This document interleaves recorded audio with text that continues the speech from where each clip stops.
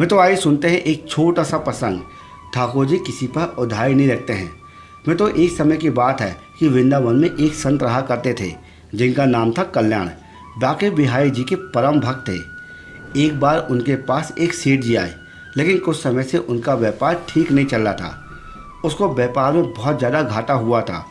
अब तो सेठ उन संत के पास गए और उन्हें अपनी सारी व्यथा सुनाई और महाराज से कहा, आप कोई उपाय करिए। उन संत ने कहा, देखो, अगर मैं कोई उपाय जानता तो तुम्हें अवसर बता देता।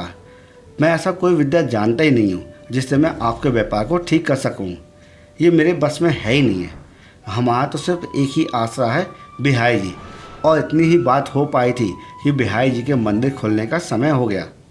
मैं तो संत जी ने सेठ जी से कहा कि आइए हमारे साथ, और ऐसा कह के संत जी बिहारी जी के मंदिर में ले गए और अपने हाथ बिहारी जी की ओर करते हुए कहा कि सेठ जी, आपको जो कुछ मांगना है इनसे मांग लीजिए। ये सबकी मनोकामना पूर्ण करते हैं तो आपकी भी करेंगे। अब वो सेठ जी बिहारी जी से प्रार्थना करने लगा। 2-3-4 दिन वृंदावन में रुका और फिर वहाँ से चला गया। मैं तो कुछ समय बाद उसका व्यापार धीरे धीरे ठीक हो गया और वो फिर समय समय पर वृंदावन आने लगा और बिहारी जी को धन्यवाद करता रहा। मैं तो कुछ समय बाद सेठ जी अस्वस्थ हो गए और वृंदावन आने की शक्ति उनके शरीर में नहीं रह गई। लेकिन उनका एक जानकार वृंदावन की यात्रा में जा रहा था तो उन्हें बड़ी प्रसन्नता हुई कि बिहारी जी के दर्शन करने जा रहा है।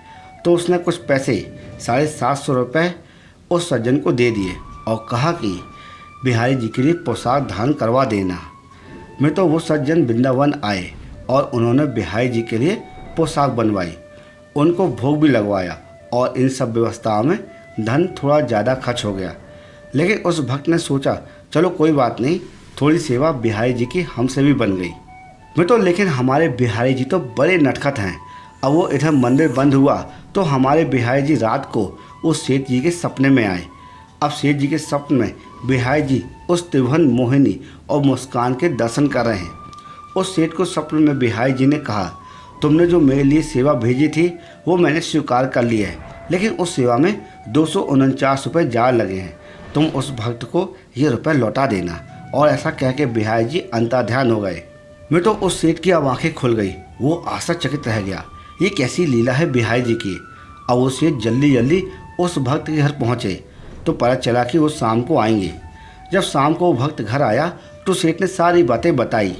वो भक्त भी आश्चर्यचकित रह गया। ये बात उसने किसी को नहीं बताई थी।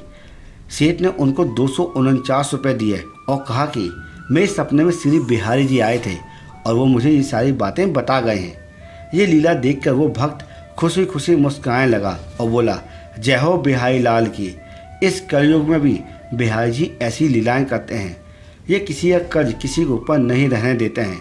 जो एक बार इनकी शरण ले लेता है फिर उसे किसी से कुछ भी मांगना नहीं पड़ता है, उसको सब कुछ मिल जाता है।